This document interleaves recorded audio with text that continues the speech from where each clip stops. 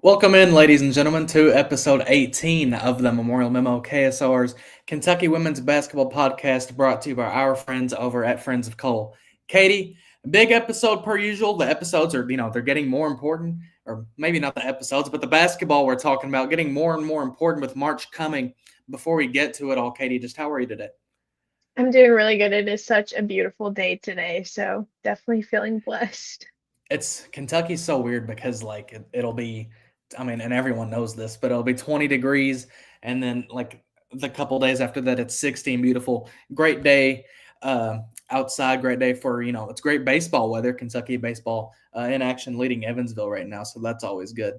Katie, just per usual, some ranking stuff, right? AP poll, I think it's like the one people talk about the most, right?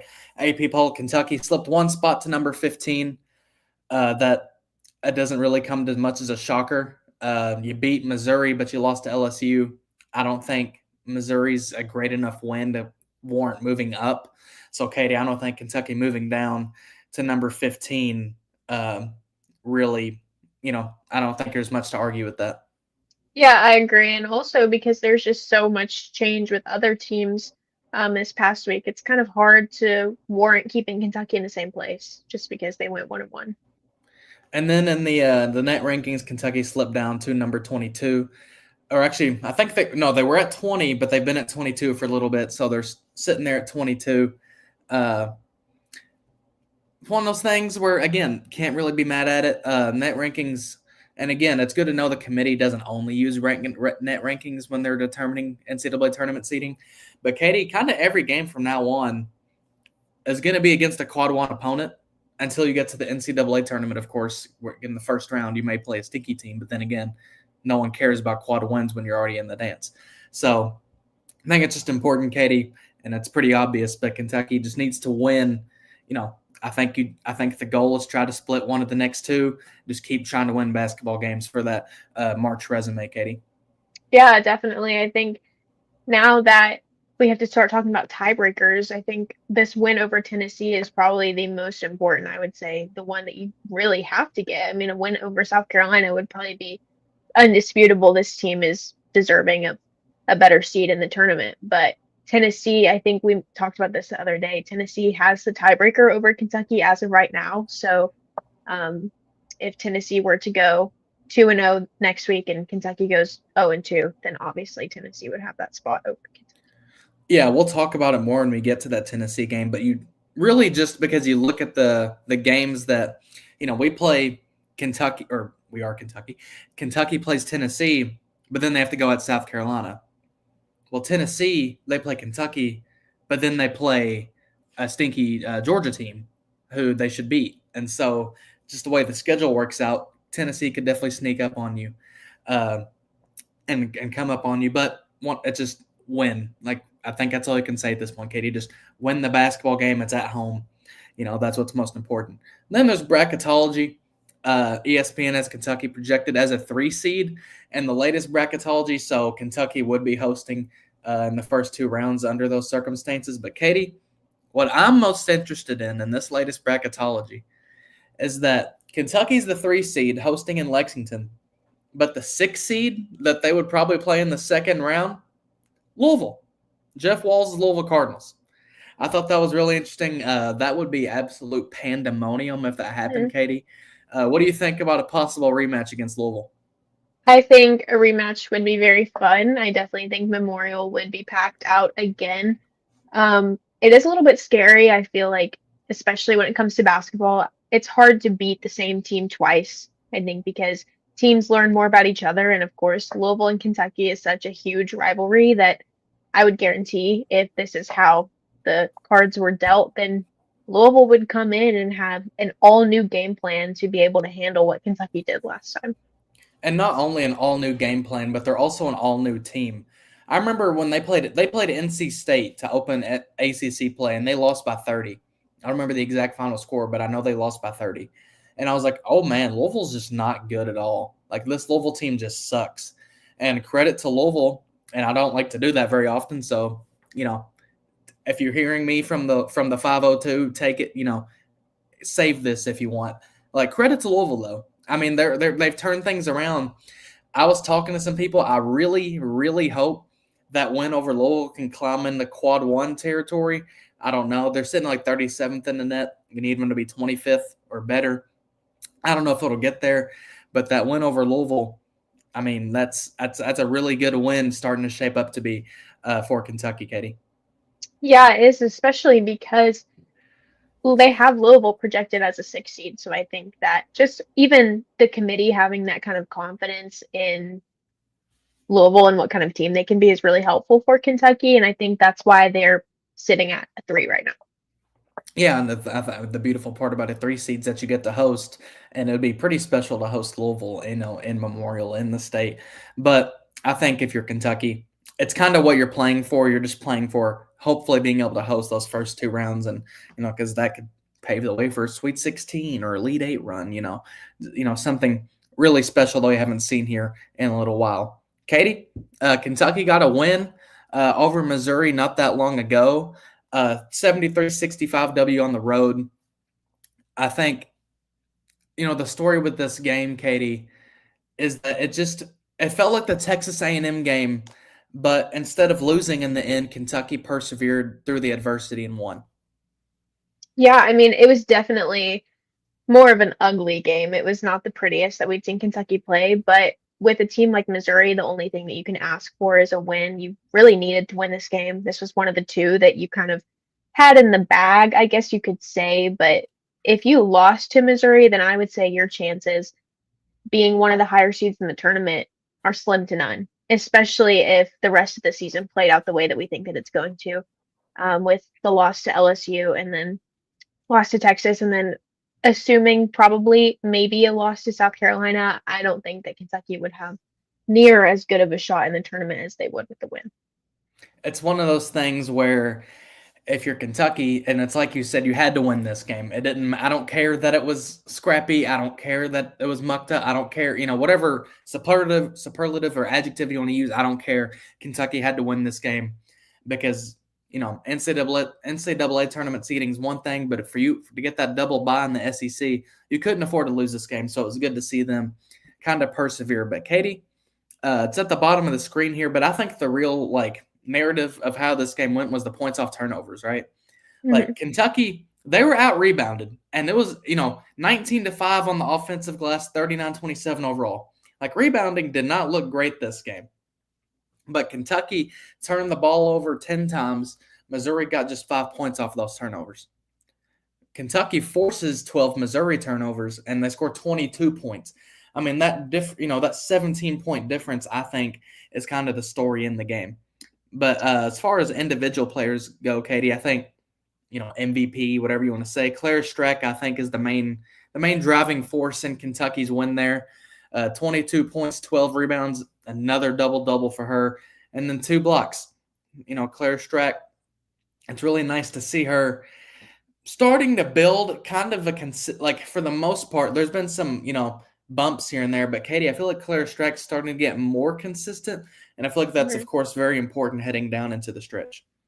Yeah, I agree with that, especially because Kenny said in a press conference a few games ago that without her, this team cannot win. So it's really important for her to stay consistent and also stay in the game, stay out of foul trouble. So she did a great job at that. And then she also did a really good job just controlling the post. I think that she's very collected and poised, and I think she's doing a great job at that.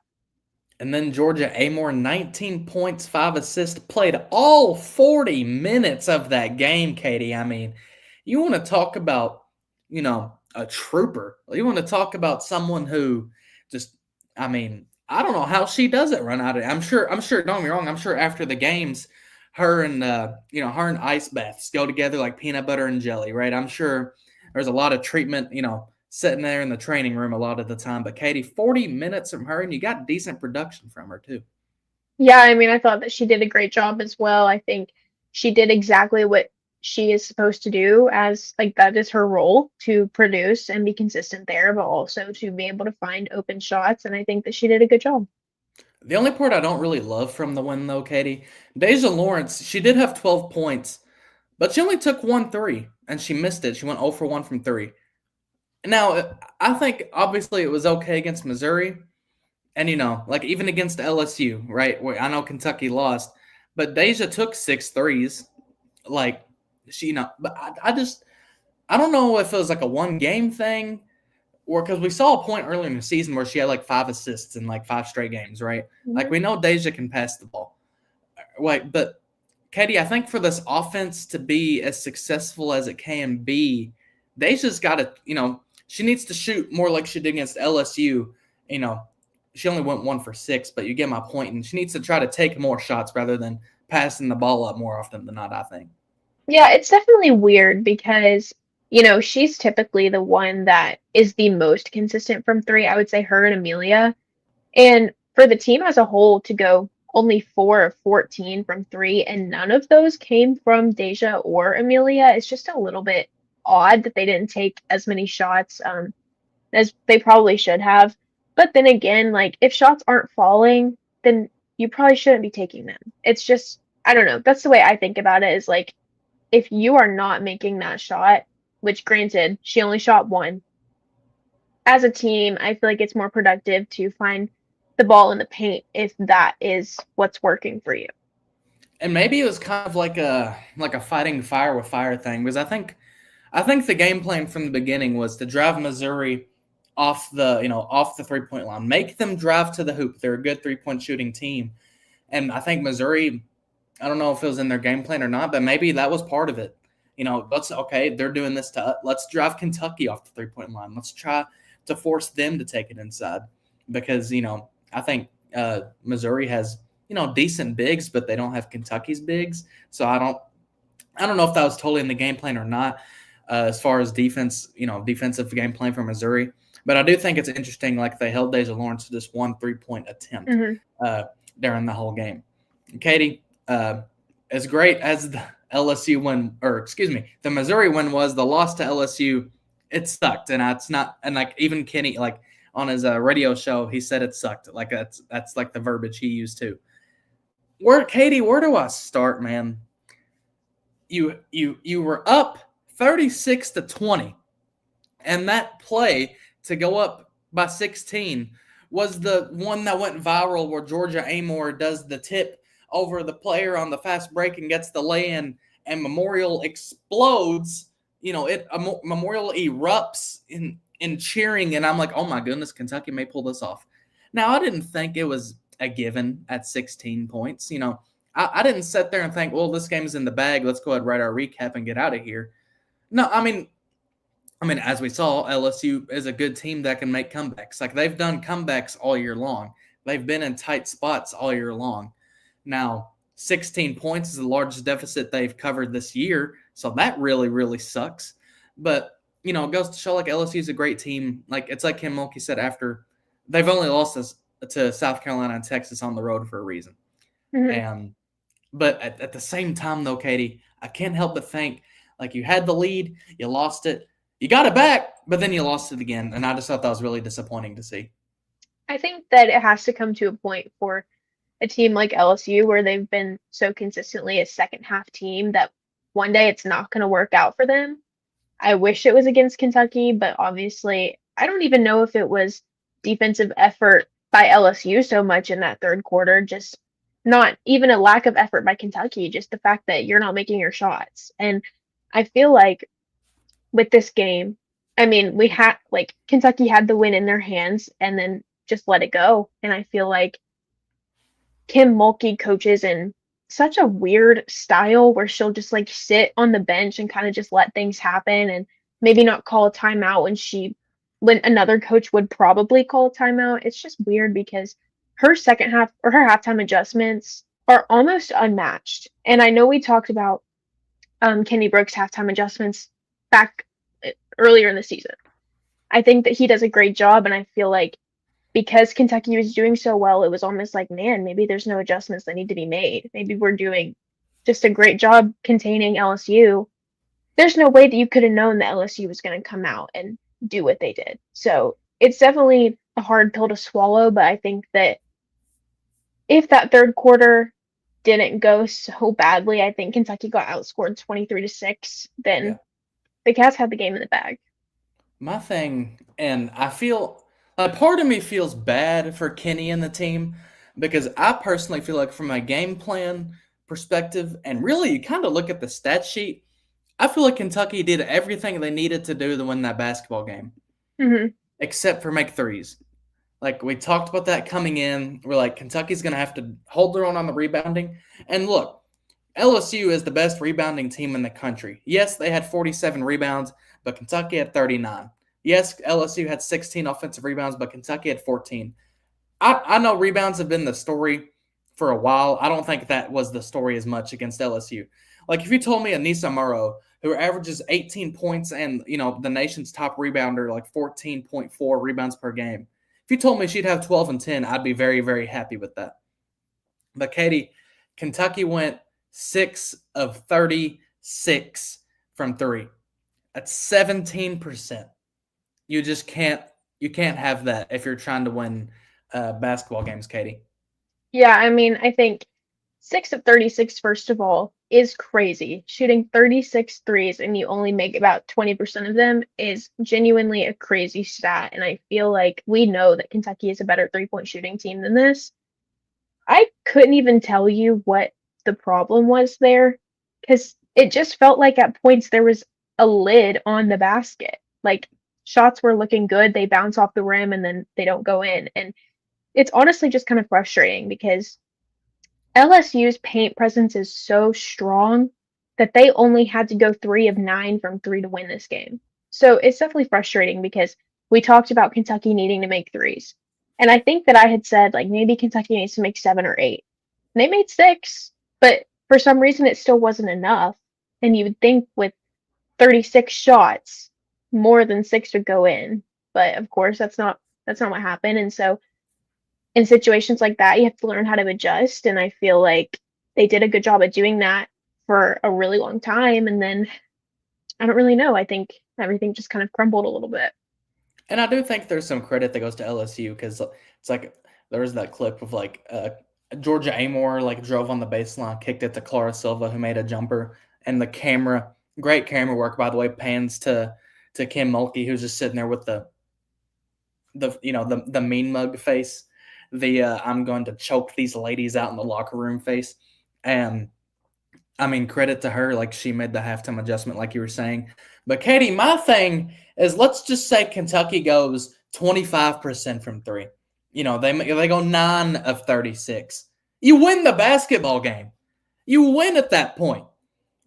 I mean, it hurts so bad in my soul because Kentucky was up 36-20, and I thought things were just rolling. You're up 12 at the half, I believe. Like things were rolling, and it all just crumbled in that third quarter. But even then, Katie, I can't entirely put it on that because despite that, in the fourth quarter, you fought back, and I think it was 55-54. You had the lead, and it just crumbled in the end. It was really unfortunate to see, Katie. It was almost near impossible because I think with about 4 minutes to go in the fourth quarter, LSU was up like 6 or 8, maybe. I can't remember exactly, but that was after Kentucky had made that 8-0 run and everyone got some life back in their eyes, and then all of a sudden LSU goes on another run to seal the deal. So then Kentucky's trying to foul, frantically fouling, trying to give themselves a chance. And I think Kenny did a great job at saving timeouts. I feel like people don't really talk about that enough because even though there were times in the third quarter that he probably should have called a timeout, he didn't. I think saving them for the end game was probably the smartest thing that you could have done in that moment. But it's definitely an uphill battle when you're already down 8 and then you're trying to close the lead, but LSU's not missing any of their free throws. I really, really glad you pointed that out about the timeouts because women's basketball is weird in that, like, when you get into situations late, you can call timeouts in certain spots, and that advances the basketball, right? Like, instead of having to inbound the ball from 94 feet down the floor, well, you get it on your own, like your 3-point line past half court. So, in a way, I understand it. I also like it. Not even because of the logistics of the game, Katie. Like, I mean, yes, I feel like that was probably the right decision to hold off on the timeouts for a little while. But forget the logistics of it. I'm just glad to know Kenny's confident enough in his team that he sees Kentucky get down 8-10 points against, number 7 LSU, and he doesn't panic. Now, Kenny's, I don't want to say he's growing soft in his old age, but I don't think he's the type to overreact to anything. I don't think he's the type to over panic about a situation. But I do like that, he let it ride, and he's done that all year. Now, considering he's done it all year, I think he should let it ride, because why switch up now, right? But my thing is, I was glad to see the timeout, or not using the timeouts as much. And I get it. Like, I think there were some people who were kind of confused. Like, well, Clara Streck had 3 fouls in that stretch. Why don't you put her in? Because she's kind of been the difference maker. I mean, I guess. But my thing was, and we'll talk about her, Clara Silva was doing really well in her position. And, Clara Silva stepped up, and credit to her for her best game here at Kentucky. But I don't know, Katie. I just feel like I agree with you at the point about the timeouts. Like, you need to save them for the fourth quarter, or you need to save them for later in games when you need to advance the ball, or maybe later in a game when you're down 8 and you need a timeout. Yeah, definitely. The one thing that I was a little bit confused about, and obviously I'm not a coach, so I don't really understand the decision-making process, but I think that in that third quarter, when Clara Strack picked up her 3rd foul, she sat on the bench for the remainder of the 3rd quarter. And then LSU goes on a 10-0 run. All of a sudden, they're up 12 or however much they're up. I can't remember, but it was just a little odd to me, because I know Clara Silva was playing very physical and she was doing such a great job. And, I'll be the first to say, like, this is her best game that she has ever played at Kentucky. But in that moment, Clara Strack, I don't remember. She had she only had 8 points, but she had the potential to make such a big impact in that 3rd quarter. And so it was just a little confusing to me that she was on the bench. Well, Clara was doing a really good job of rebounding too. Talking about Clara Strack, she was doing a really good job of course, rebounding kind of been Kentucky's weakness. I mean, what's she finished with, Katie? Like, she finished with how many rebounds? I can't. 9. 9, yeah, like 9 rebounds over the course of 24 minutes. Like, that's not bad at all. And it's actually pretty good for what she normally does. And the thing with Clara Strack, I think you have to. Yes, I do think that taking her out of the game maybe disrupted Kentucky's momentum a little bit. I mean, obviously it did, because LSU went on that run. But I feel like Clara Silva stepped in enough and did enough to where I can't blame Kenny taking her out for any sort of, I can't say Kentucky got the lead in the 4th quarter. I can't say that's the reason Kentucky lost, is that 3rd quarter. I mean, the 3rd quarter, yes, the reason Kentucky lost is because you're down 23-6 in that quarter. But at the same time, I can't put every single thing on that 3rd quarter, because you had the lead in the 4th quarter, and really it was Michaela Williams who hit that dagger 3 that kind of ended it. Yeah. I mean, you grab one more rebound and prevent that 3, or don't have 3 people rotating onto one player, then it's a couple small plays that were really the difference in the game, and that's obvious by a 7-point differential. But Katie, I mean, I can understand why people are like, why is Clara Strack not on the floor? But I guess if my rebuttal to that would be, well, I think Clara Silva stepped up, and it's good to see her step up, because you're not always going to have Clara Strack. You get in the Sweet 16, and she fouls out with 10 minutes to go. It's time for Clara Silva to play some basketball, Katie. Yeah, it was nice for her to get some reps, definitely. I have something I want to talk about real quick. Someone in the comments, DisFan9212, asked us what our thoughts on Kim Mulkey asking why Kentucky doesn't play at Rupp. I would like to start off by saying that I don't think that this was like a malicious, attitude-filled comment. I think she was genuinely wondering, and it is definitely weird, because there are a lot of women's basketball teams that play in the men's basketball gyms. But Rupp Arena holds so many people, and Memorial, I think, holds about 6,500. It's 6,250. That's what it is now. When Memorial is full, it's 6,250. That energy is unmatched. Okay, now imagine 6,250 in Rupp Arena. That's like less than half full. And so last year with the women's team playing at Rupp, obviously the circumstances were very different and this team is completely different, but there was like a consistent 1,500 people at every game, maybe. So that was honestly just kind of depressing to sit in Rupp and it's practically silent and it's just not, I feel like it's just not the same as letting the women's team play Memorial. Well, my thing about that comment, number one, I don't think Kim was. I mean, don't get me wrong, Kim is definitely a character. Definitely likes to be sly with some things she says. I don't feel like Kim was with that comment. I think it was a genuine. I'm pretty sure when she was at Baylor, and there's people who follow the program a little bit longer than I have and would be able to tell you, but I'm pretty sure when she was at Baylor, they came to Rupp and they played Kentucky at Rupp. Now, here's what my thing that I agree with. Kentucky, for the longest time under Matthew Mitchell, played at least 1 or 2 games a year at Rupp. Mm-hmm. And it was always, Louisville, Tennessee, South Carolina, this whatever big game. I think they should do that still. Like this LSU game probably should have been at Rupp. I think because the thing about Rupp Arena, it's such a big arena. I mean, it's 20,000 people. Now, ideally, you would fill that up every single night. I just don't know if you can. Now, Here's my other thing, Katie. Let's just think about men's basketball for a second. Think about some of the awesome environments in men's basketball. Well, number one, my mind immediately goes to Duke. And Duke only has 9,000 people in the arena. Or how about, let's say, Auburn, number one team in the country. Well, they don't have a big arena either.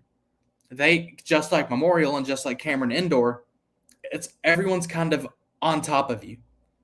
And those smaller on top of you arenas, when they're full, can be just as good, if not better, than a Rupp Arena. Now obviously Rupp Arena at its peak, when there's 20,000 people screaming at John Calipari, it's a little bit different.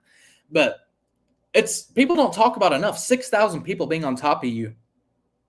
It's an odd statement. 6,000 people, cheering at your, it's like Stephen just said, Mississippi State's the loudest arena has been at. Mississippi State's not a huge arena either. It's one of those things where it's also just a matter of fact, like, all these players right here on this poster, you see all the talent, all the pieces. Here's a little secret, Katie. None of that happens if we're at Rupp, because Kenny Brooks doesn't come to Kentucky if Kentucky doesn't have Memorial. Mm-hmm. He has said that openly, where he's like, Memorial is probably the reason why I came to Kentucky, because there's a very clear investment by the administration, by Mitch Barnhart, by UK, literally an $82 million investment to give women's sports its own place, to give, not just women's basketball, gymnastics, I'm definitely slipping, volleyball. Stunt team, volleyball, yeah. All of those great programs, historic programs. Volleyball under Craig Skinner is, a Final Four contender every year. 23 national cheerleading championships, and then there's gymnastics, who I think is top 10 right now too. There's a lot of great women's sports, and it's good to have them in. It's good to have them in Memorial because it's a great investment, and it's the thing about Memorial. It's such a great historic building, just kind of what it's been for, for its entire history. Memorial's great because it's history. It's modern now with the renovations, but there's still the old wooden bleachers in there. There's still, some pieces of the old flooring and stuff. And Memorial's still special. Don't get me wrong, 20,000 people at Rupp is special. Of course it is. Mm-hmm. But I don't know I just don't know if Kentucky could do that day in and day out. Could they do, I bet they could get 10,000, 15,000 somewhere in there. But you look at, here's a good example. Look at South Carolina on the women's side. Now I don't know what the actual capacity of Colonial Life Arena is, but they draw 16,000. And they have the best attendance in the SEC on the women's side. So to think Kentucky could compete with that, I just don't know, Katie. Yeah.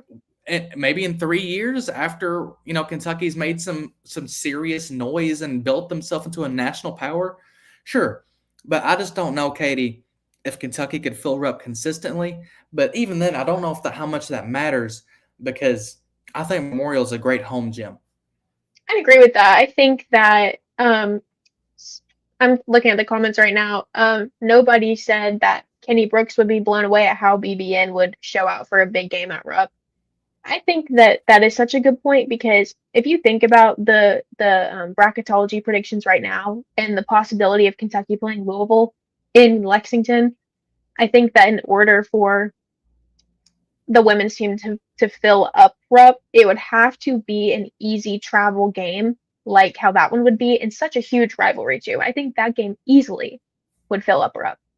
Now we think about like the LSU game was sold out, and it was pretty full, but there were still empty seats. So it's not like even though the crowd is very consistent with these women games, it's still not filling up Memorial all the way. So I feel like playing at Rupp, even if they cover the top portion like they did last year, it would still be a little bit quiet. I think the only way I could see it is during tournament time and just really having that kind of momentum and like advertising in that way, if that makes sense. I mean, it's like you said, would you rather have 6,000 people in an enclosed space where everyone is literally like right on you, or 6,000 people where the uppers are blocked off and it's a big arena, so it doesn't really bounce that well? I mean, I think it's just a better home court advantage for Mm-hmm. Kentucky to play Memorial. But Katie, we got to talking about LSU, Kim Mulkey, all this stuff, and of course now we have to give a shout to our friends over at Friends of Cole. Katie, been sponsoring us along the way. Great to have them tagging along. Mm-hmm. But Friends of Coal, Katie, is dedicated to informing and educating Kentucky citizens about the coal industry and its vital role in the state's future. We provide a united voice for an industry that has been and remains a critical economic contributor to Kentucky. By working together, we can provide good jobs and benefits for future generations. Coal is resilient, reliable, and affordable. Friends of Coal is a volunteer organization.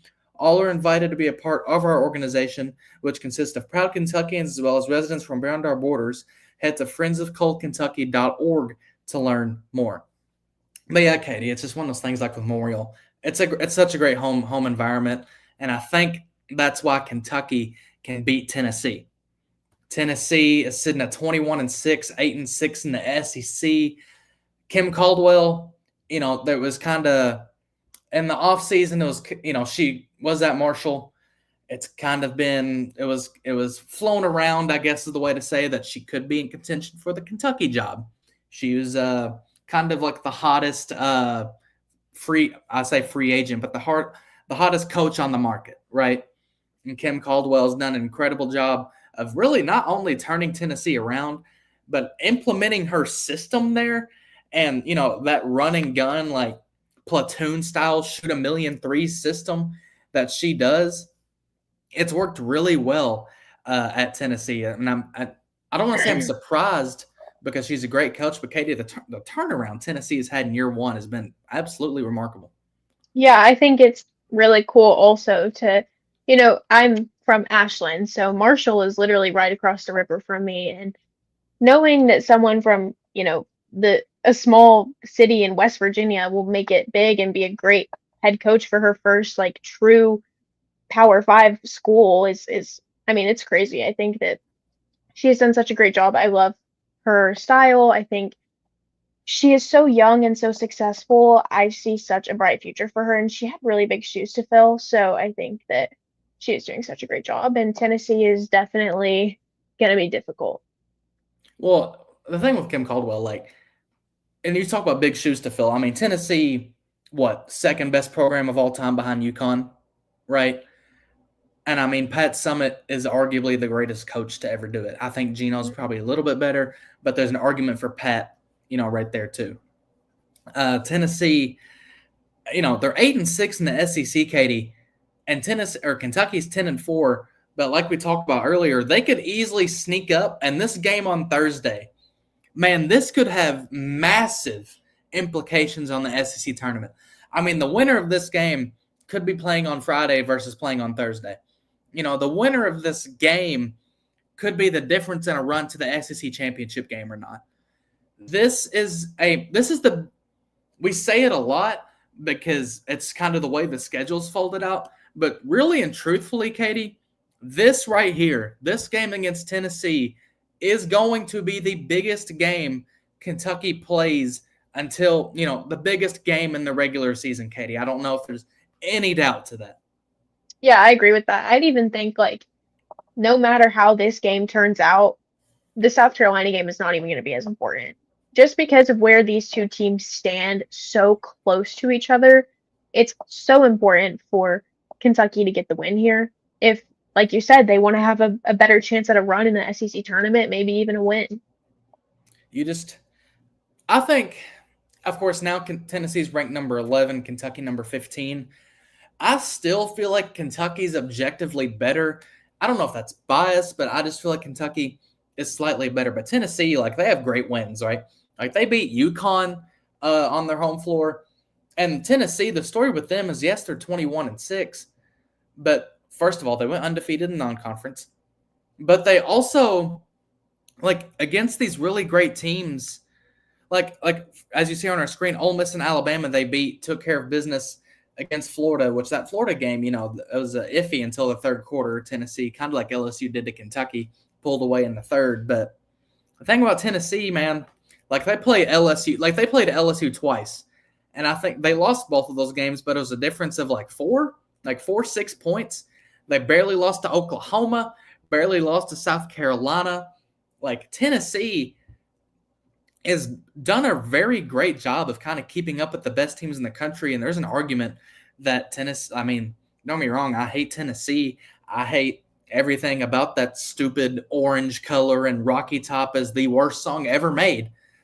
But there is an argument that Tennessee's underrated, which is kind of a crazy thing for me to say because they're number 11 in the country. And yes, I do think Kentucky's objectively better, but Katie, Tennessee's just a tremendous team. I think that one really, solid argument that you can make about Tennessee is that their only bad loss was to Vanderbilt, and they lost by 1. And so it's definitely a hard pill to swallow that Tennessee is actually very good. Like you said, I think Kentucky is better. I don't know if that's bias. I just think that they are. I think that Kentucky has a very good chance to win this game being at home, but Tennessee has a really good away record. They've only lost, I think, 2 or 3 games away, and that was Vanderbilt, Texas, and LSU. So it's just, I don't know. It's gonna be a good game for sure. I think they match up very well, but yeah. I'm very eager to see what happens here. Well, here's the number one thing people need to know about Tennessee. They're the best offensive team in the country. They average 89.7 points per game, which is tops in the country. They're going to shoot 1 million threes. They're going to, Kim Caldwell's style is so unique where they're going to sub in and out like crazy. They're going to be fresh, and they're just going to run up. Katie, this game may end in literally 45 minutes. This game is going to fly by. But they're led by Talasia Cooper, who has been absolutely phenomenal. They're 17 points per game, 5.9 rebounds, and 3.3 assists per game. Jewel Spears, a name I certainly remember from last year, 13.4 points, 3.0 rebounds per game. But Katie, she shoots 40% from 3. Now, the thing about Tennessee is they have a lot of great shooters, but she's their best one. And I think if you're Kentucky, Katie, don't let Jewel Spear get hot from deep. Yeah, especially because last season, like you said, of course, last season's team had Rickea Jackson, so it was a little bit different, but Jewel Spear finished with 21 points on Kentucky, and that was at Tennessee. So if she gets hot, that will be very concerning. But I think with her being, which I can actually look really quickly at what her away field goal percentage is. So give me just 1 second. She is shooting 28.9% from 3 in away games this season. So I think that teams are doing a good job at containing her, and I feel like that's going to be one of the most important things. Someone, Matt G in the comments, this is probably the comment of the day. You underestimate SEC refs' ability to stop the game every 5 seconds. You know what? You're right. That's my bad for not recognizing that. I did grossly underestimate that just now. Now that I say that, the game's going to take 5 hours because you just pointed that out. I mean, Katie, he's not wrong. Like, officials in women's basketball, like, what are we doing? Like, Clara Strack is a victim. Like, she is a victim of SEC referee abuse. I mean, she could do the little like ET like touch and it's a foul. Someone could give her, a Brock Lesnar suplex and it's not a foul. Like, I don't understand what in the world is going on with fouling and really kind of on Claire Strack. It happens with Tiani Key a little bit too. But I mean, just poor victim of SEC officiating. But Katie, there's also Ruby Whitehorn for Tennessee. I remember when she entered the portal. I don't know if Kentucky was going to go after her a whole lot, but I remember when I looked at her, I was like, she's a player who I would like to have on my team, just me personally speaking. Clemson transfer, 12.5 points per game, 4.4 rebounds per game. And then there's Z Spearman and Samara Spencer. Z averages 11.8 points, team high 6.1 rebounds per game. And then there's Samara Spencer, who every time I watch Tennessee, it feels like she goes off. 10.5 points, 4.3 rebounds, 5 assists per game, and then shoots 40% from deep. Katie, it's like we say, this team's going to shoot the basketball. Like they're going to – this game, I would be very surprised if Tennessee doesn't score north of 75 points. I think it's just a matter of Kentucky can do that too. Yeah, I think that it's going to have to be like Kentucky firing on all cylinders. Everyone's going to have to be in sync. The energy is going to have to be there. And I say this every week, but I think that it's getting more and more important that fans show out to these games and show support because we have seen energy makes a difference. Players have said that many times. I think that this is one of those games where home court advantage is actually going to make a difference in the outcome of the game. Well, it's like we saw against LSU. This game sold out. I just really hope season ticket holders actually show up because you season ticket holders, I love you, but sometimes you don't show up and it leaves a few empty seats in the arena. But, with Tennessee, I think because literally it's Tennessee, like it's a rivalry game too, it should be pretty packed, if not completely full, no less than 6,000 people in the arena for sure. Katie, after Tennessee, South Carolina. Now, I get it. Before the year started, we called this an automatic loss. And who can you blame us? I mean, South Carolina had I think it was a 71-game winning streak at home. And then they lost to UConn at home. So thank you, UConn, for snapping that and giving us some decent voodoo heading into that South Carolina game. But Katie, they are, it's Dawn Staley. It's defending champions, went undefeated last year. They're 25-3 overall, and not 8-6. That's Tennessee on my screen. But regardless about Stephen, if you can hear us, put South Carolina on the screen. You're giving me screwing me over here. But 25-3 overall, like just a tremendous team. They lost to UCLA earlier in the year, who was undefeated for forever. Lost to Texas and then UConn. Like, it's like South Carolina's a very good basketball team, but I think my point in saying all of that, Katie, was that this is not an automatic loss anymore like we thought it may be. No, it's not automatic at all. I think it's important to kind of see the trend in LSU games and their scores. They're very obviously a great defensive team, but they are very good offensively too. They're very good on both sides of the court. And so there's almost always a 20 to 30 point differential in the final score of the game, which is very scary, but they do have a few games that are closer. Like their loss to Texas, they only lost by 4. But then they just beat Arkansas by 40 points. So it's scary, but I think that if Kentucky happens to be all on, I think there is a chance to win. They have to be on defensively, on offensively, not going 6 of 36 from 3. If you're going to shoot 36 threes, got to make 10 of them. I don't make the rules. I just feel like that's how it's got to go. Is that a number you want to put on the game? You want to say for Kentucky to win this game, they need to make 10 threes? Mm, I would say yes, just because the size that South Carolina has is a little bit scary. Yeah. So I feel like the paint is going to be practically impossible to get into. I think the only shot will have to come from the perimeter. Now, my thing with South Carolina, we're about to talk about some of their players. They don't have like crazy stats. But the problem with that, Katie, and I know people talk about it, and I think it's kind of overrated because Kentucky's done well against it. But now I think it's a real problem where South Carolina is so deep. I mean, what, 10 McDonald's All Americans on their team or something crazy like that? Like South Carolina, I mean, yeah, their top scorer, Joyce Edwards, averages 13.4 points per game. But you look across their team and it's just like, oh my gosh, like all of these players were top 20 kids out coming out of high school. Like, what in the world? But Katie, South Carolina, they do everything well: scoring, rebounding, defending. I mean, it's like a typical Don Staley South Carolina team that just absolutely overwhelms you. But Katie, like I said, Joyce Edwards, 13.4 points, 5 rebounds per game. But the person who I'm keeping my eye on, because last year she was the best three-point shooter in the country, is Tahina Paopao. By the way, one of the great all-time names. We're talking about Pow Pow, am I right? Tahina Paopao, going to be a top 10 pick in the WNBA draft, maybe even top, 6, 7. 10.3 points per game. She's shooting 38.7 points per game.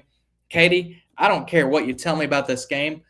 I don't care what the rest of the stats look like. To me, you got to make sure Tahina Paopao doesn't go off on you. I think that just because of her name and her stature and her fame, she is probably the one that you don't want to get hot the most because she made such an impact last season that if she gets even a little taste of that, she's going to go off for 30 points and Kentucky's not going to be able to come back. And then, yeah, it's one of those things where if she gets hot, I don't know if Kentucky can keep up because they're such a talented team. Someone who's really stepped up this year, Malaysia Fulwale, who, last year, I mean, she had a great year last year, don't get me wrong, but I feel like just watching her, because I did an article last year where I watched way too many South Carolina games to preview it.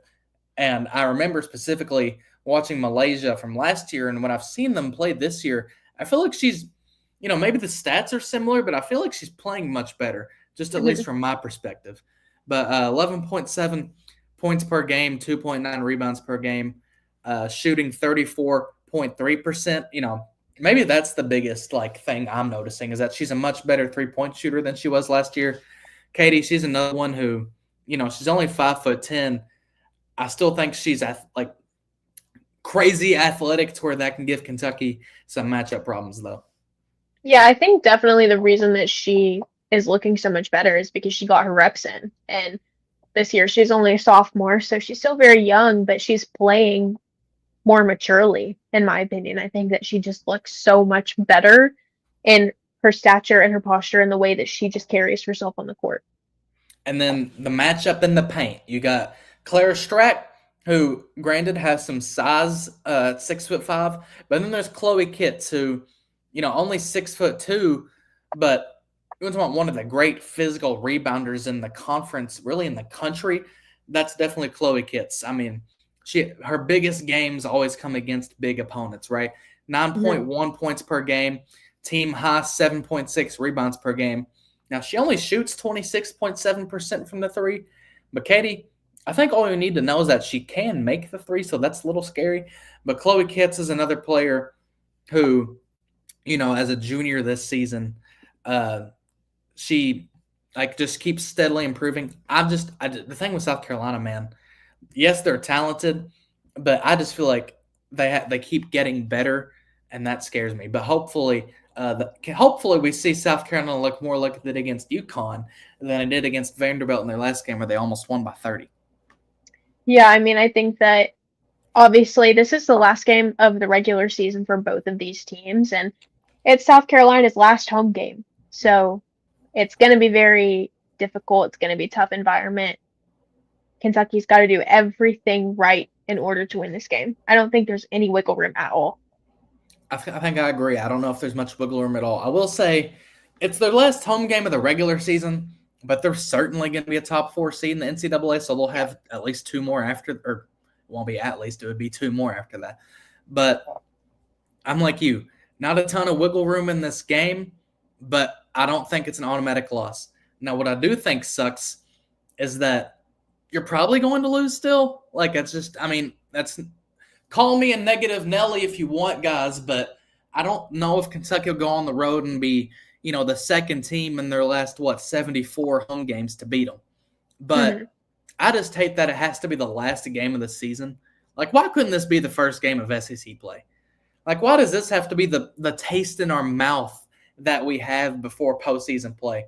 I really hate that, Katie. I really hate how, you could be 22-6, or 22-5 heading into that game, really good, but you have a bad taste in your mouth because you lost to South Carolina and maybe even by double digits in that last game heading into the SEC and NCAA tournaments.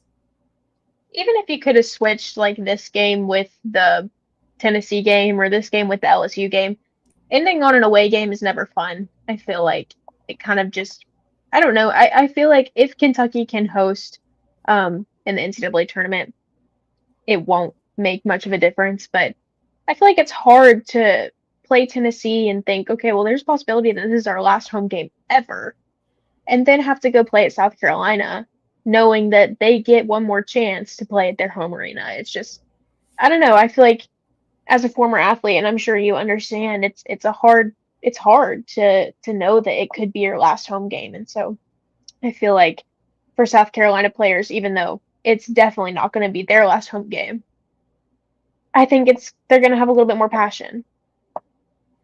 It's one of those things where, Tennessee, that game is at home, win it. It may be your last home game. End on a high note. Deja Lawrence, Georgia Amore, I'm talking to you. Go win the game. Maybe your last time playing in front of the crowd in Memorial. Hopefully it's not. Hopefully you get 2 more shots at it in the NCAA tournament. But if it is the last time, make sure you end it on a high note against Tennessee. And Katie, I think with South Carolina, pray to God you win. If you don't win, that does not deter, the end of the season.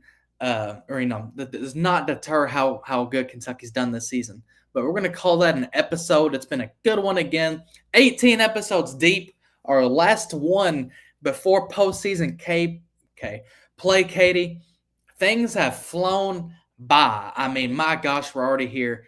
But, Phoenix, Stevens, Katie Hutchinson, before we get out of here, any last words before next time? Well, next time we see everybody, Kentucky will be in the SEC tournament. Yeah, as usual. I mean, thank you guys for tuning in and also being active in the chat. I think that always makes it a little bit more fun to interact with everyone, and I appreciate everything that you guys have done so far. How about this, Katie? How about a Batcats win tonight? Women's basketball, no, never mind. Men's basketball plays tomorrow night. Beat Oklahoma on the road. Beat Tennessee. Let's just head into the weekend on these absolute high notes.